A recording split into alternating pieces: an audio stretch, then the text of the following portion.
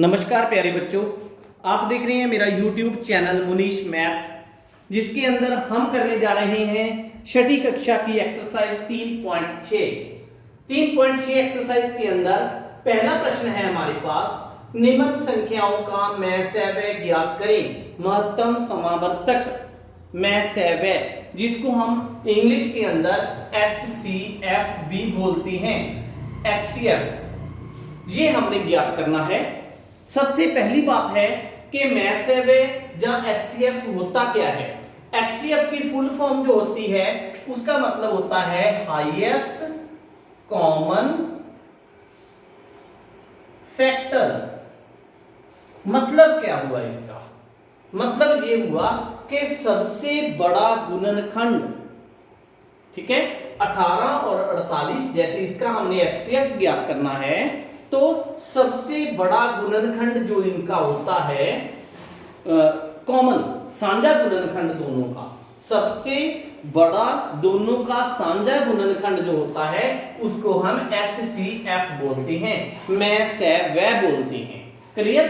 तो 18 और 48 का मैसव्य क्या आना चाहिए?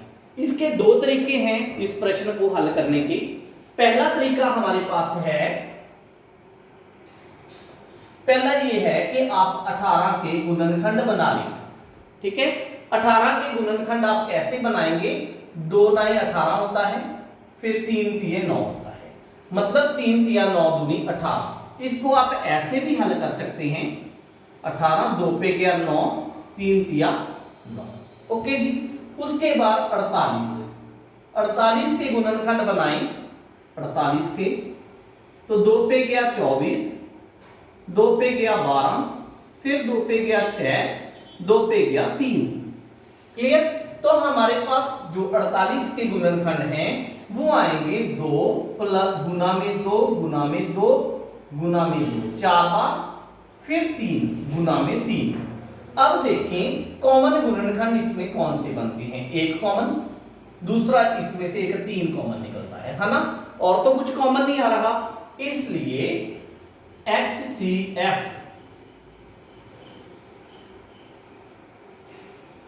कितना आएगा हमारे पास? 2 गुना में 3 बराबर में 6। क्लियर हो गया ना? अब आप खुद ही सोच के देखें कि दोनों के अंदर एक ऐसा पहाड़ा जो दोनों को, बड़े से बड़ा पहाड़ा, ठीक है, जो दोनों को विभाजित करता है। देखो 6 है जो, वो 18 को भी विभाजित करता है, 6 जो है 48 को भी विभाजित करता है। क्लियर हो गया ना? इसको हम दूसरा एक मेथड है, ये तरीका पहला था, दूसरे तरीके से भी हल कर सकते हैं इसको। वो तरीका कौन सा होगा? 48 यहां पे रखोगे आप, 18 को बाहर रखोगे, 18 दूनी 36, 18 तिया 54, ये बड़ा हो गया, 18 दूनी 36, कितना बच गया? 2 1 12 बच गया। इस 18 को अंदर ले जाएं यहां पे। क्लियर? 18 को अंदर ले जाने के बाद 12 पे भाग दे दें इसको, 12 एकम 12, बच गया 6। इस 12 को अब अंदर ले जाएं, 6 दूनी 12। तो ये जो हमारे पास है, ये क्या आ गया हमारे पास? जो लास्ट वाला आया वो HCF आ गया। क्लियर है ना बेटा? पहला तरीका मैंने आपको इसलिए बताया ताकि आपको ये पता चल जाए कि HCF की फुल फॉर्म जो होती है हाईएस्ट कॉमन फैक्टर होती है, कि सबसे बड़ा गुणनखंड होता है। ठीक है, तो उसको हमने इस तरीके से देख लिया। उसको निकालने का तरीका ये भी है, ये थोड़ा शॉर्टकट तरीका पड़ता है, आपकी मर्जी है, आप किसी भी तरीके से करें, दोनों तरीकों से आपका जो प्रश्न है वो सही होगा। उसके बाद इसका बी पार्ट, बी पार्ट के अंदर देखिए 30 और 42 का निकालना है हमने, तो हल हम कैसे करेंगे? अब आप खुद ही अगर जुबानी इसको हल करके देखें तो 30 और 42 कोई ऐसा पहाड़ा, सबसे बड़ा पहाड़ा जो 30 को भी विभाजित करता है, 42 को भी करता है। हमें पता है 6 5 30 होता है, 6 7 42 होता है, तो इसका HCF जो आएगा वो 6 आना चाहिए। तो इसको हम हल कैसे करके दिखाएंगे? 42 को अंदर रखें, 30 पर भाग दें, 30 एकम 30, बच गए 12, फिर 30 अंदर रखें, 12 दूनी 24, 6 बच गए, फिर 12 अंदर रखें, 6 दूनी 12, तो ये हमारे पास क्या आ गया, HCF आ गया। क्लियर है ना, बहुत आसान प्रश्न है। 18 और 7, अब बताओ बड़े से बड़ा पहाड़ा जो 18 को भी विभाजित करता है, 60 को भी विभाजित करता है।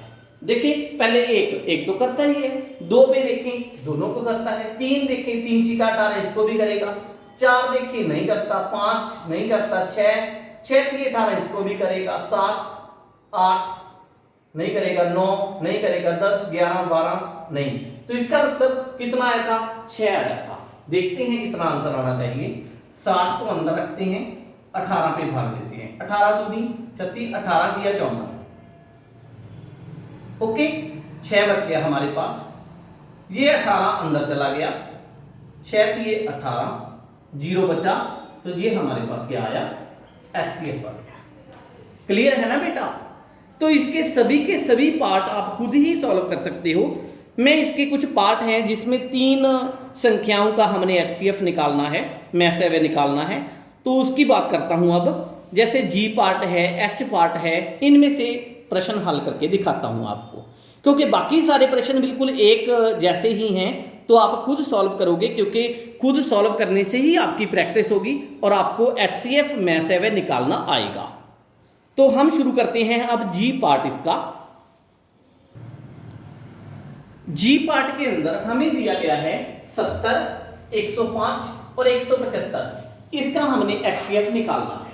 तो कैसे हल करेंगे हम इसको, सबसे पहले कोई भी हम 2 ले लेते हैं, 70 को बाहर रखा, 105 को अंदर रखते हैं और भाग दे देते हैं, तो 70 एकम 70 कितना बचा, 35, ये 70 अब कहां चला गया, अंदर चला गया, 35 दूनी 70 होता है, तो ये हमारे पास क्या आ गया, HCF आ गया।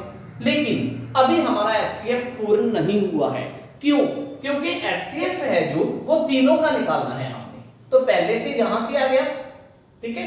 तो फिर अब क्या करेंगे हम, अब 175 को अंदर रखेंगे, 35 पे इसको भाग दे देंगे। लेकिन यहां पे अगर आप नोटिस करो इसको, तो 35 5 सीधा ही 175 होता है, तो ये तो यहीं से मतलब कैंसिल आउट हो गया, तो ये हमारे पास क्या आ गया, HCF आ गया। यहां हम इसको HCF नहीं लिखेंगे, क्लियर, क्योंकि यहां तो सिर्फ इन 2 का HCF आया है, ठीक। तो या तो फिर हम इसको ऐसे लिखें 70 और 105 का HCF कितना आया, 35, ये एक बार हमने यहां पे लिख दिया। अब इसी के साथ हमने इसको हल किया, तो अब हम लिखेंगे इसलिए 70, 105 और 175 का HCF, अब तीनों का HCF आ गया, कौन सा, 35। कई बच्चे सोचेंगे कि सर 35 तो यही निकल गया था, लेकिन बेटा वो बाय चांस यहां पे भी 35 ही रह गया, इसलिए हमारा आंसर दोबारा 35 आ गया। तो यहां पे चेंज भी हो सकता था अगर आगे बढ़ता जी, ठीक है। उसके बाद इसका एक और पार्ट हल करते हैं हम इसका लास्ट पार्ट जे पार्ट हल करते हैं हम। जे पार्ट के अंदर हमें दिया गया है 12, 45 और 75, इनका हमने HCF निकालना है। तो सबसे पहले हम निकालेंगे इन दोनों का, 45 को अंदर रखते हैं, 12 पे भाग देते हैं, 12 दिया 36, कितना बचा यहां पे, 15 में से 6 गए 9, ओके। फिर 12 अंदर चला गया, 9 एकम 9, 3 आ गया, अब 9 अंदर चला गया, 3 दिया 9, तो फिर ये HCF किसका आया, 12 और 45, 12 और 45 का HCF कितना आया, 3 आया, क्लियर। अब हम क्या करेंगे, 75 और यहां पे जो 3 आया था इनका HCF निकालेंगे। बाय चांस अगर यहां पे भी क्या हो रहा है कि 3 पे ये पूरा पूरा विभाजित हो जाएगा, कैसे, 3 दूनी 6, 1 5, 3 5 15, इसलिए HCF हमारा 3 ही रह गया। इसलिए 12, 15 और 75 का HCF कितना आया बेटा? 3 आ गया यहां पे भी। ओके, ये भी हमारे पास 3 आ गया है। इसके बाद प्रश्न नंबर 2 की बात करते हैं। बड़ा आसान प्रश्न है और इंपॉर्टेंट है 1 नंबर के प्रश्नों के लिए। प्रश्न नंबर 2, प्रश्न नंबर 2 के अंदर इन्होंने हमसे पूछा है कि दो क्रमागत संख्याओं का HCF क्या होगा।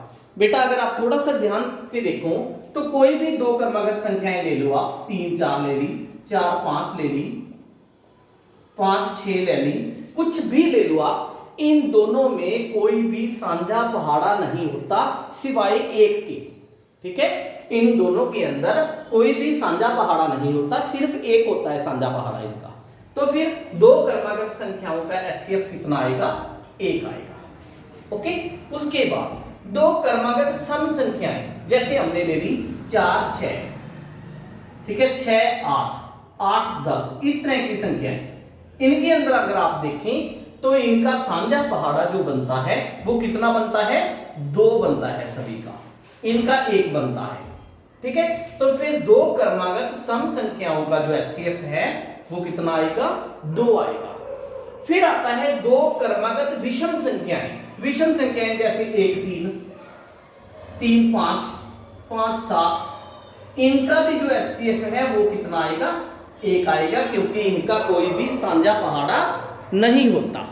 ठीक है, तो फिर इनका HCF भी कितना आ गया हमारे पास? 1 आएगा। ओके, उसके बाद हमारे पास है प्रश्न नंबर 3। प्रश्न नंबर 3 के अंदर इन्होंने कहा है कि अगर दो सह अभाज्य संख्याएं हों। बेटा दो सह अभाज्य संख्याएं कौन सी होती हैं? जैसे 3 5, जैसे 6 7। अब आप कहोगे कि सर 6 जो है ये तो अभाज्य संख्या नहीं है।